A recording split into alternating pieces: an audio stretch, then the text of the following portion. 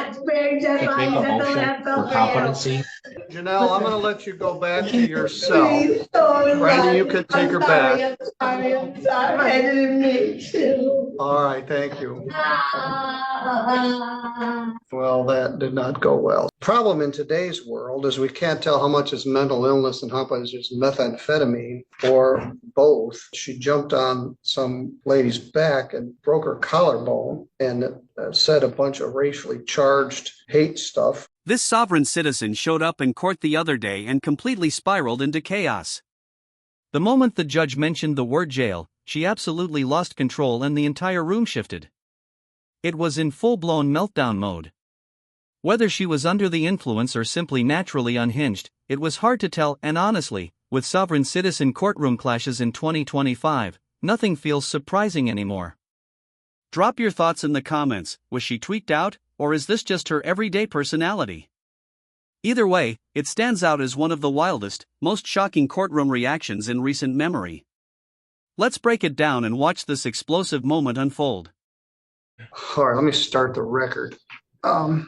As very often happens, sometimes emergencies come up. The title of the case is People versus Janelle Ann Anthony. The file number is 241775FY.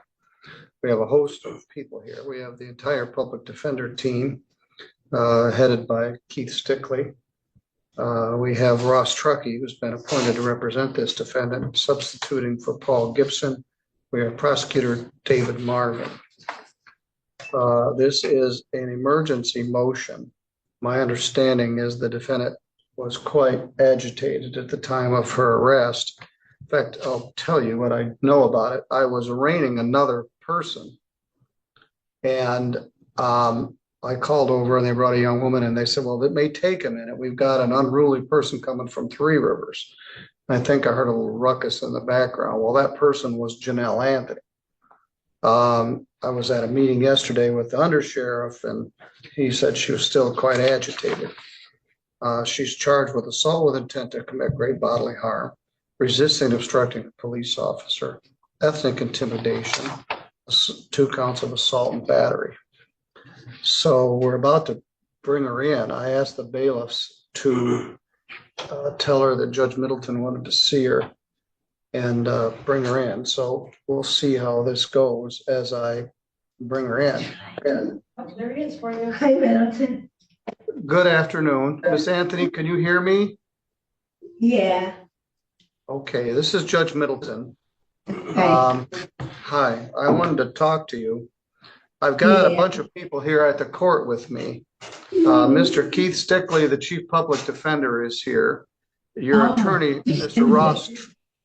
Ross Truckee, is here, and prosecuting attorney David Marvin is here. Janelle, I don't know if you remember me, but I remember you from when you were. I know my dad. I went to school with your son Alex. He was Yes, my I boy. remember. He was a good boy. I liked him. Well, thanks. He's still a good boy. He just turned 40. All right. You're charged with some very serious charges. Yeah, they were Assault with intent to commit great bodily harm, resisting and obstructing a police officer, ethnic intimidation, and 2 counts of assault and battery. The magistrate set the bond in the amount of $10,000 cash or surety, and Mr. Truckee made a motion and he wants me to review that bond. Thanks, Mr. Truckee. Your Honor. Yes. I had the opportunity, sorry to interrupt, I had the opportunity to review the video from yesterday, the arraignment. And the same sort of thing that happened yesterday from my point of view is happening now. I don't know if she's aware of what's going on as she sits there. I don't know if she's on the page. I don't think she heard a thing he said. And I know at any time anybody can make a motion for competency. And I would suggest that she assess for competency. All right, Miss Anthony. Janelle. All right. Janelle, I'm gonna let you go back to your cell. Please don't. Randy, you could take her back. I'm sorry. I didn't mean to. All right, thank you. Well, that did not go well. Started all right. David, I don't think you helped anything. I was establishing some rapport and then it all sort of went sideways, but I don't agree, respectfully. well, I guess you don't have to. I joke about sovereign citizens sometimes, but this situation clearly goes beyond typical courtroom theatrics. This wasn't just average chaos, something deeper seemed to be happening. It genuinely looked like she might be struggling with serious mental health issues, possibly substance-related challenges, or even a combination of both.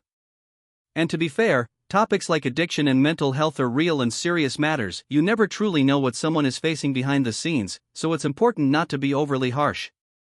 At the same time, though, walking into a courtroom and turning it into a reality show-style meltdown isn't something a judge can simply ignore. I actually felt the judge handled it calmly, especially considering how intense the hearing became. It also appeared that the prosecutor's interruptions may have escalated the situation, almost like adding fuel to the fire, which didn't sit right with me. What do you think? Should the prosecutor have been told to back off? It definitely felt like his approach made things worse. I had given the floor to Mr. Truckee to make his motion and you said, I don't want to interrupt, and then you interrupted. Your Honor, may I say something else? Yes. I was looking at the computer screen. I don't know what you were looking at, but I saw somebody who had her head turned away from you and did not hear words you said. And I don't know if you're looking at the I YouTube saw monitor or the what same, you're looking I at. saw the same thing you saw. I would like to inquire, Mr. Marvin. All right, well, first of all, let's back up. You made this motion. I'll read it. You don't cite any authority. You just made a motion. The reasons for the modification of the bond are failure to effect a proper arraignment on the defendant within 48 hours. There exists an unreasonable delay due to the ill will of the custodial officer during the arraignment hearing. The defendant was under threat or coercion during the arraignment, and the officer's actions jeopardized her constitutional right to make statements freely.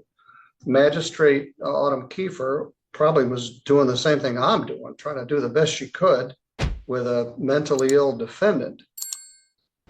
And the unreasonable delay is not unreasonable because the delay is due to the mental illness of the defendant. And Mr. Marvin, I think, is on the money that we need to probably have a competency evaluation sooner rather than later. So, Mr. Truckee, what were you asking me to do? I was asking you to find that the arraignment that was offered and is being tendered as an arraignment within the 48 hours was not a valid procedure, not due to Miss Anthony's unruly conduct or mental illness, but due to the conduct of the corrections officers that were present in the holding room with Miss Anthony. Twice the taser was directed at her head. Well, let back up. What's your authority for this? Under MCL 764.13, 764.26, and People v. Cipriano all address the need for this 48-hour period. And it's United States and Michigan constitutions. All right, well, let's take yesterday off the table for a minute. I just attempted to do an arraignment myself. The bailiffs were gentle with her. She was okay for a minute, and then she disassembled before our eyes. So whatever just happened was not as the result of conduct of the corrections officers. I asked the officer how she was doing. They said she was calmer today, but she had been crying all day. She's obviously suffering from severe mental illness. Problem in today's world is we can't tell how much is mental illness and how much is methamphetamine or both. The current configuration of methamphetamine helps create schizophrenia. So I don't know if that's what we're dealing with or she just is schizophrenic. The charges are very serious. Assault with intent to do great bodily harm. The booking information indicated that she jumped on some lady's back and broke her collarbone and said a bunch of racially charged hate stuff. If anyone has insight into what was going on with this woman, drop your thoughts in the comments because the whole situation was unbelievably wild. It's hard to believe someone would wake up and choose to face felony-level consequences like that. She didn't just lose control once in court, it happened twice in under a minute, the second outburst coming almost immediately after the first. Beyond the courtroom meltdown, the reported damage was serious as well, including breaking someone's collarbone and shouting racial slurs as if it were routine behavior. In my view, that goes beyond a simple explanation, though you're free to disagree. It felt like a disturbing mix of chaos and hostility layered together. Even the judge seemed stunned, as if wondering what kind of headline this would turn into. Whatever was behind her behavior, it certainly wasn't something ordinary or easily explained. And fought with the officers, and it was a bad situation. So what you're asking me to do is essentially give her a PR bond or just discharge her? I'm requesting that she either be granted a PR bond in this case, with the understanding that she's on bond in a circuit court case, and that PR bond may not mean her immediate release. But I think in this file, she was denied due process by failing to be arraigned and failing to be afforded the ability to meaningfully participate, even though her participation isn't going to be terribly meaningful. A taser was aimed at her during the arraignment. She was directed how to answer the magistrate's questions. And I don't think that in any way that can be found to be an effective process. All right. Well, the one we just did was she's posted bond in the circuit court. As far as I know, there's been no motion to revoke that bond. I don't have the authority to revoke it. She's pled guilty, so she's no longer presumed to be innocent, so she's not entitled to a bond, but she has a bond and she posted it. She pled on the 24th of September, and this incident occurred on September 30th. So I'm not sure what happened between the time she pled in circuit court and the time she got arrested in Three Rivers. I would indicate, Your Honor, I'm in possession of a complaint regarding her conditional release from Officer Dibble. Due to this alleged conduct, he's seeking that in a circuit court case, and it's suspected it would be dealt with promptly. All right, well, I'm going to deny the motion for PR bond. I did have an alternative request, if Your Honor would hear it. All right, what's your alternative? It may be based on the conduct during the arraignment, request that she be held at a different facility pending trial. It appears that it's unsafe for Miss Janelle Anthony at the jail. All right, so you make an oral motion on the fly for me to remove her from the jail. So I'm not going to grant that either. I don't know.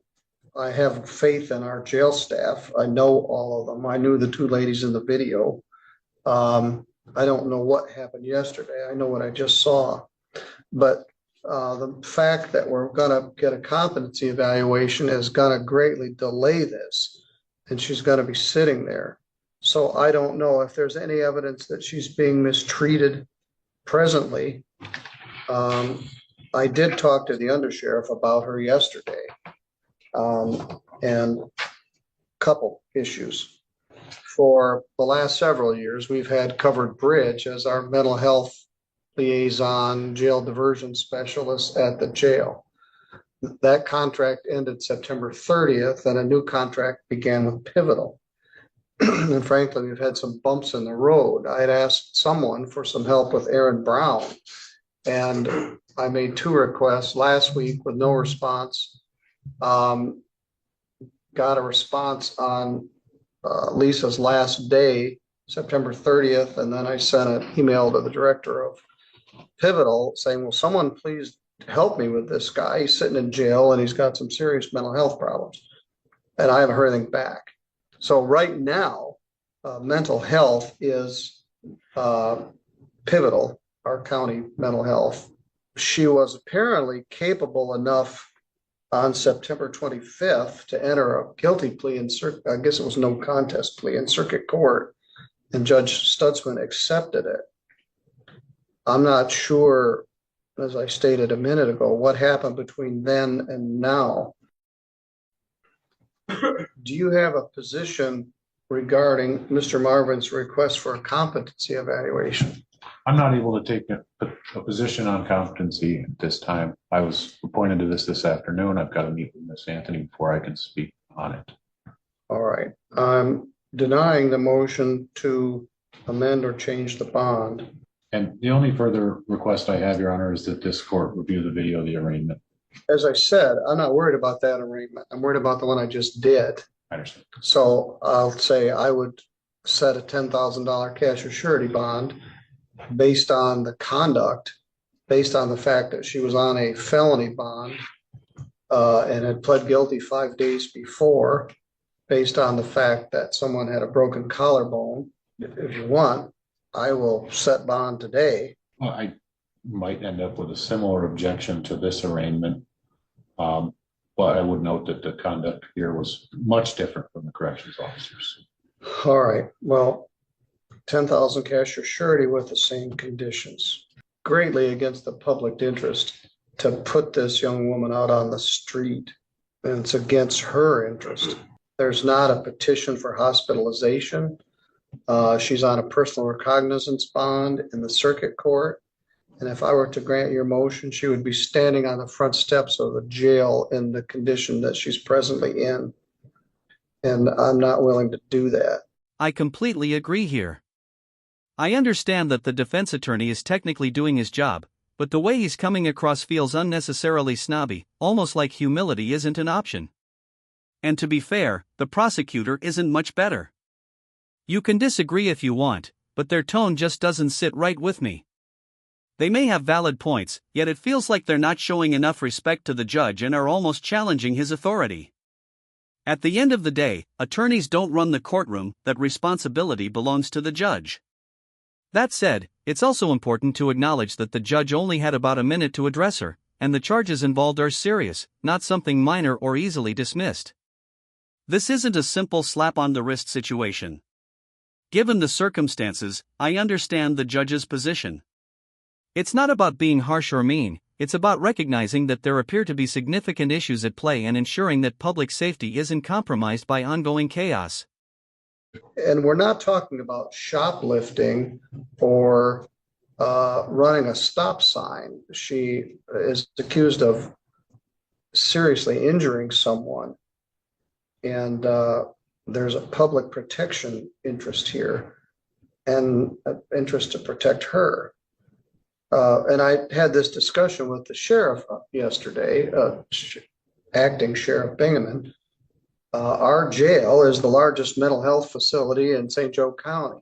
Of the 93 people in there, probably about 40 of them have mental health problems. Some of them are quite acute, and she certainly is. So she's connected to Pivotal. She is in a position where she can't harm anybody. I don't know if Pivotal would petition for hospitalization. They could do a police petition, or someone could petition or hospitalize her. As you all know, once you ask for a competency evaluation, it takes a long time to get there. Mary Finney was in jail for like 400 days before she got her competency evaluation, and she's not competent. So at any rate, the bond is set at $10,000 cash or surety with same conditions. The motion to transfer from jail, St. Joe County Jail, is denied. If there's additional evidence presented that she's unsafe or being unfairly treated at the jail, but she's just going to take her current problems to whatever jail I put her in. There is an option that somebody could petition for hospitalization. Mr. Marvin's motion for competency evaluation, I'm going to take that under advisement. Ms. Anthony is set for a pre-exam conference for October 15th. Anytime before then and now, we can review it. She is working with mental health. I'd like some input from them. She's been like this for 4 days. I don't know that she's instantaneously gonna go into remission. I don't know enough about what's going on. But obviously, what we all saw certainly begs for a competency evaluation. But Mr. Marvin, I think you made it in good faith. I'll take it under consideration. We can review it again between now and October 15th. And I'd like some input from CMH. Also, Judge Stutzman's going to have a problem. Someone from the Department of Corrections is going to be tasked with doing a pre-sentence investigation report on the case that she pled to and thinking of a sentence on November 1st. That could very well result in a report of competency concern. Yes, he has the same problem I do. So perhaps if there's going to be a competency petition, it could be done in both files. So, Mr. Truckee, you are doing your job that you're appointed to do to look out for the interests of your clients, but I don't think it's in the best interest of the public or her to grant your motion. We can certainly revisit it. And I'll revisit your motion to move her to a different jail. It seems like this case could take a long time to resolve, especially unless she is hospitalized and receives the help she appears to need. Given the seriousness of the charges, it's difficult to imagine a quick turnaround. The courtroom atmosphere felt tense, and her behavior didn't suggest someone ready for release. As mentioned earlier, share your thoughts on whether substance use may have played a role. I lean in that direction, but it's important not to make assumptions without clear facts. Situations like this can involve mental health challenges, substance issues, or a combination of both, and it's often hard to know from the outside. We're seeing more cases where individuals seem to be struggling mentally, yet the justice system isn't always designed to fully address those needs. Judges aren't therapists, and jails aren't hospitals, yet many defendants with mental health concerns still end up there. When someone enters a courtroom shouting or speaking irrationally, it may not always be simple defiance. Sometimes the issues run deeper. Even so, courts have a responsibility to protect the public, which is why judges can order evaluations or deny bond when necessary. It's a difficult balance, unfortunate, but sometimes required in situations like this. With that said, I'll wrap things up here. Let me know your thoughts on this sovereign citizen case, and thanks again for watching.